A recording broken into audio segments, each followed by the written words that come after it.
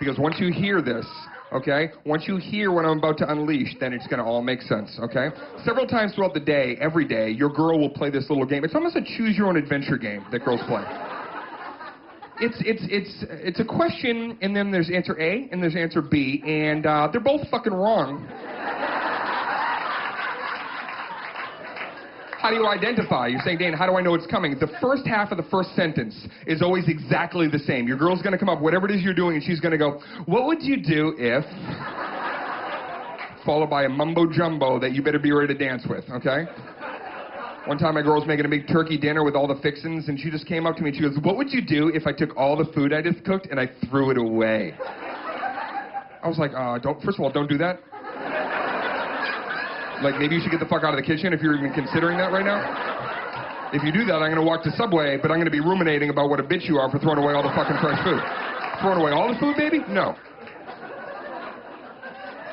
You want to throw away the green beans? I don't give a shit. I don't like the green beans anyway.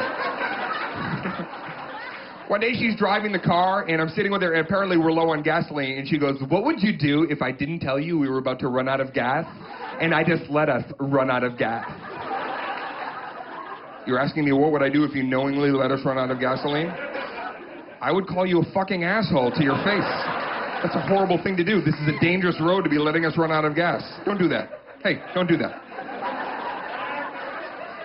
I took her to a football game, and we're standing in line. We're waiting to be scanned to go into the stadium, and she's holding the tickets. Because two things I know about girls. You love to hold the tickets, and you don't want a table, you want a fucking booth, and you'll wait. She got the tickets. She just turns back to me and goes, what would you do if I took your ticket and my ticket, and after they scanned me, I went in and I didn't come back for you? I don't know, maybe backtrack this entire relationship, try to find my ex and work things out? That's just off the top. How's that grab you? Line's moving. Line's moving. It's unfair because girls, you don't like when we play the game. That's what sucks about it. When we try to play the game, you think it's really just out of control, right? When my girl took me to a big family reunion and I walked up to her, I go, what would you do if I came out of your mother's bedroom covered in blood going, we gotta get out of here? That's not funny, Dane. I know it's not funny. I'm covered in your mom's blood. We gotta go. If it was funny, I'd say, come here, you gotta see what I did to your mom. Trust me, this is gonna work out. Come here.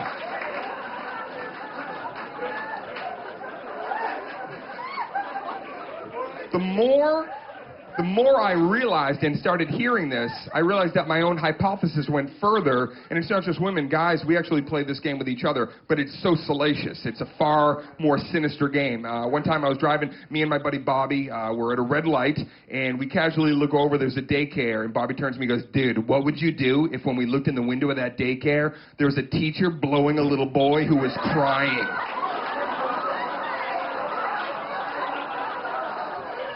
Would we drive away or go in and kick his ass? I was like, well, we would definitely go in and kick his ass. He goes, all right, dude, check it out. After we saw the teacher blowing the little boy who was weeping, what if you looked down and I had an erection? I would deal with that later. Can you not add a Third Amendment to this horrific Dateline episode? This is...